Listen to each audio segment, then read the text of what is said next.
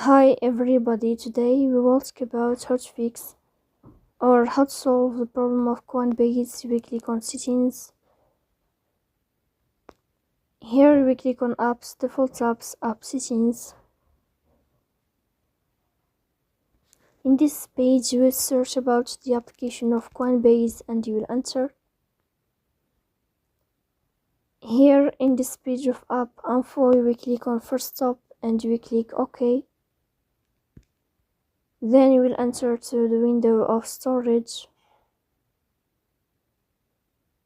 Here you will click on clear cache. We go to Play Store. You will search about the application of Coinbase. If you find update, then you can update your app. So that's all. Don't forget to support us by like and subscribe.